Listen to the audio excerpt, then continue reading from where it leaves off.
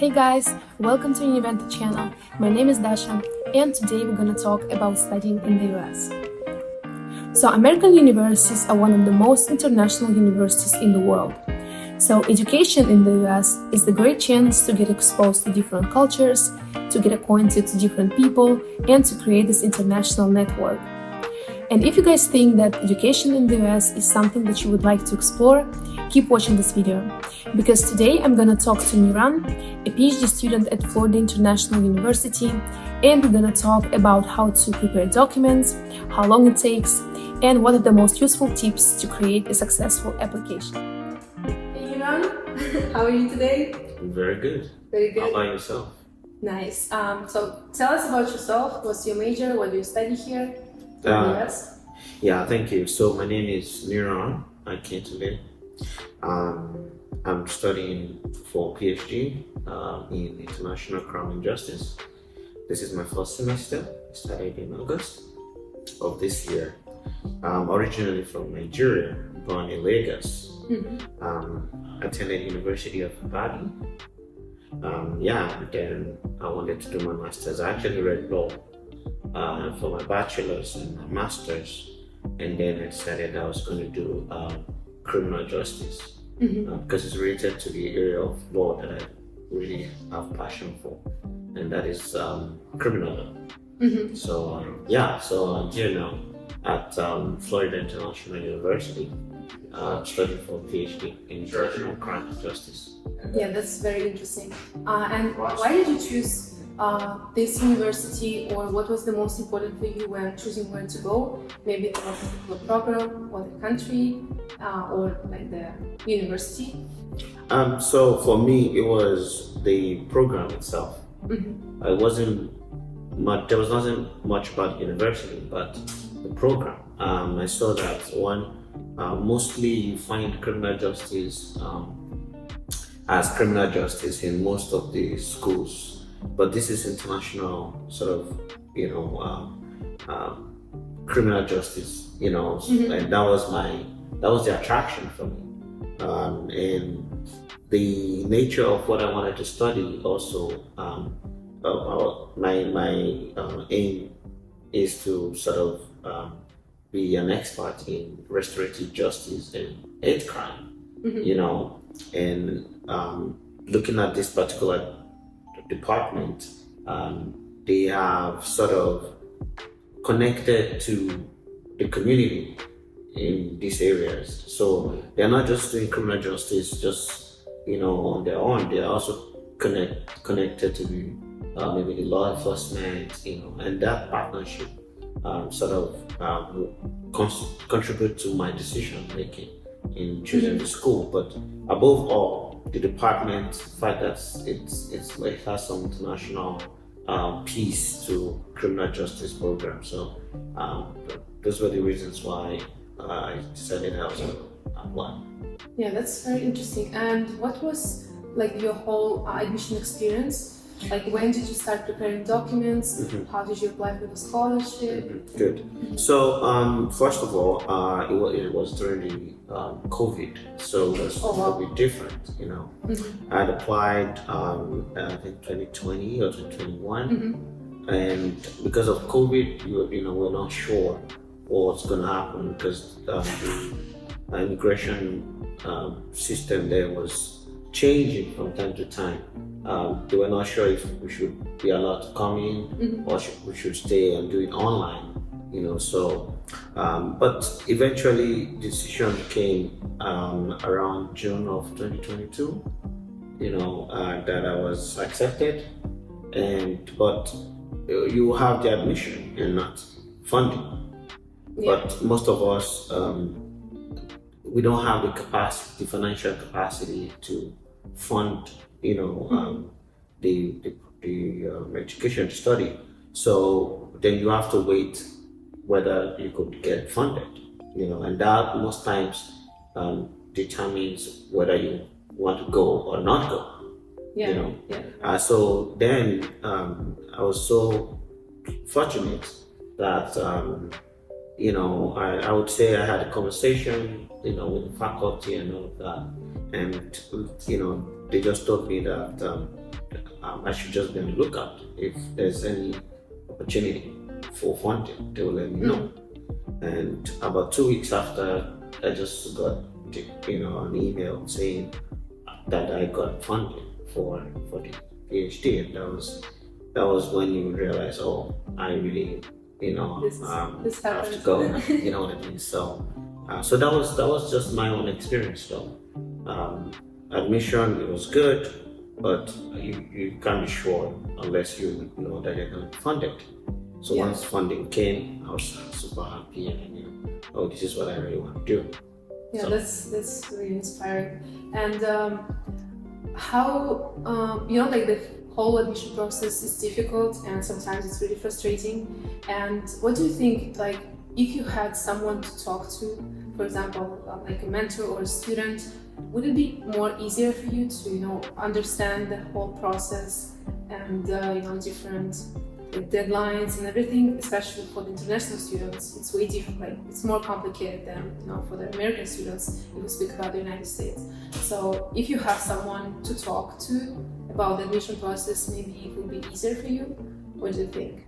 So I think I would first of all say, what do you want to study? You need to be sure what you want to study, and ask yourself if you meet the requirements, the admission requirements, for that particular program, and then that would, be your first step, and also, would you want to ask yourself, okay, what are those documents that you need to provide for you to be able to successfully complete your admission process? So, and there are a lot of them, depending on the school and the period.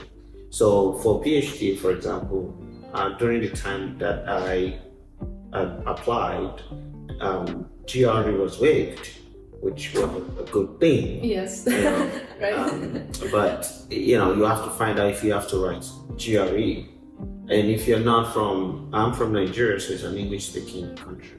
Yeah. Usually, there's usually a waiver on for English tests, because all my academic years I've studied in English, and we speak English as our official language. So most times, if you are from Nigeria, you might not necessarily be required to also submit a test of English results or so. So those are some of the things you need to be thinking about, before you can even say you want to apply. Do I have this result? Do I meet the threshold for those who are coming to study for PhD? And then you have to now sit down and ask yourself, what is my story? What is the passion? Because you have to put it down in your statement of intent or statement of purpose. And you have to be natural with that. You have to be very creative in terms of how you speak about your story, how you speak about your life as a whole, and some of the journeys so far, and where you want to go, and how you think the university or your participation in the program can help you get there, and what kind of impact are you going to make for this university, even when you are enrolled till you're done, so you have to be able to articulate that vision, and how in practical terms you want to achieve some of those things you want to achieve. I think that statement of purpose is very important, is extremely important, because those who are going to be the admission committee will be reading to, they've never met you, they probably never have even spoken to anybody from Nigeria.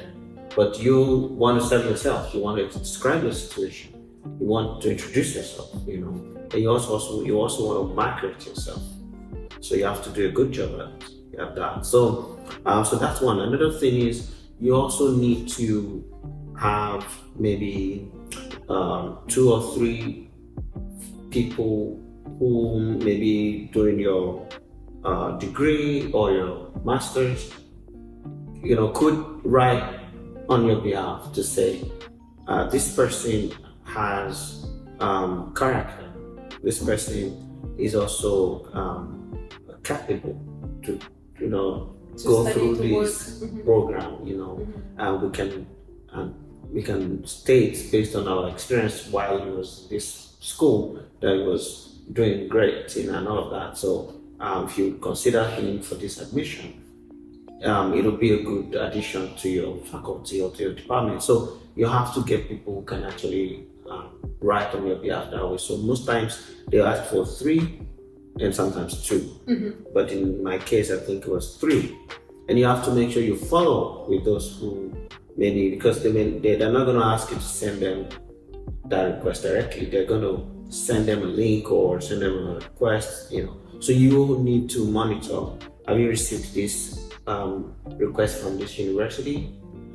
They want this, and sometimes you'll need to help them too, because maybe you graduated 10 years ago. So what would you need for them to write? Right? And how can you also remind them of who you used to be when we were with them? So you could send your CV, your updated CV, and also your statement of purpose. So when they read it, they look at your CV, they see, and then they are motivated to write good stuff for you. So I'm speaking from my own approach. So it might be different for you, but that's my own sort of approach. So you get those letters, you get your SOP, your statement of purpose, and then you monitor the deadline, and also don't wait.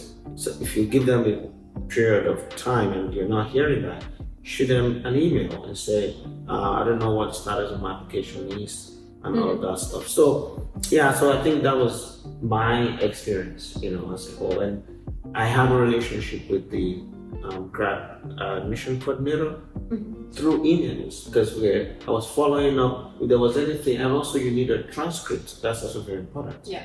So you need in Nigerian situation, you need your university, because there's official and unofficial transcript. It's possible that they ask you to, give us an unofficial transcript, which means the one copy, the student copy that you have, so you can send them and they will process your admission, but they will not conclude unless or until you ask your university to send them the official transcript. So when they receive the official transcript, that that they have the version of what you have given them, so that's very important to your transcript. So if you maybe need 2 schools to do that, it's very, it's easier in some countries than the other. In Nigeria, it depends on your university, so I went to the University of Ibadan, and it's slow, but it's possible within record time. So so you need to make sure you coordinate that, so that you check with the graduate admission person and say, have you received my transcript from this school? And they will check and say, yeah, we did. And sometimes you don't even need to ask, they'll just notify you that we have received your transcripts. So you know that before the deadline, all your documents are in, and then you're only waiting for admission decision, and you're hoping that they consider you. Yeah, that's tough. Yeah. That's really tough. And did you do everything by yourself? Oh yes, I definitely had to, monitor, coordinate, speak to all the professors. I did everything by myself, in a nutshell. Yeah, that's pretty cool. Yeah, that makes sense. That's great. And as a PhD student, are you able to work in the United States? And do you have a job here, so to make some extra money for living here? Yes. So United States, if you come in as a student, you're supposed to be studying, and they're very strict about students actually taking jobs, illegally. So, but if you're lucky that part of your funding package comes with either assistantship,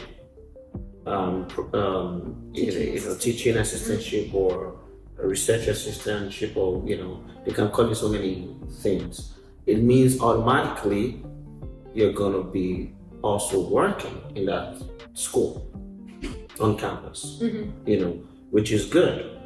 Although you cannot work more than 20, hours per week. So, but yes, you can, once you have employment as part of the funding opportunity, yes, you can work, and also as a student, I'm not sure, but you need to ask the immigration office in your school. Every school has one. And you could also ask someone who is, I can't remember what they call them now. They also assigned, they are put on your I-20 as your officer, so that you can ask them. In Florida International University, we have ISSS, always willing, always ready to explain things out to you, because they know that a lot of people could maybe, have a problem, maybe just by not knowing, So yes, you need to ask them, be sure, okay, what authorization do I need to be able to seek employment on campus? On campus. And if you need to also seek employment off campus, you need to talk to your immigration office within that school, because they are responsible for you, and all of that. So for me, I got opportunity to work as a digital assistant for victimology. So, and that comes with the opportunity to have social security, which is what you need to do to work. So yeah, that's it. That's good. And I don't know, do you feel homesick here? And do you know maybe other students from Nigeria who with whom you can share all the experience and emotions? So first of all, yes, that's the answer, because Nigeria is very different. Yeah. Culture is very different. Some of the culture, you don't compare culture, because every culture is unique, and the difference is not bad. You just need to get used to it. You know what I mean? So for me, yes, I terribly miss home, because food, the music, the way we talk loud, we don't care, that sort of sense of community is there, yeah, definitely, you'll definitely miss home. And there are Nigerians in, for example, Miami, but even on campus here at FIU, but I've not really known or met so many of them like that, but I have a few ones that are amazing, and we connect once in a while. Yeah, that's really great. Okay, thank you, Niran, for talking to me today. Yeah, thank you so much. Thank you. Okay guys, thank you so much for watching this video. I hope we inspire you to start preparation. And also at Univenter, we have a lot of mentors in the United States and other countries. So if you guys need any help with motivational letters, of how to create a profile, or any other questions about the admission process, go to the website, find your mentor, and book a session today. I know it's hard, but it's totally worth it. So don't forget to subscribe to this channel and like this video. Thank you so much, and see you next time.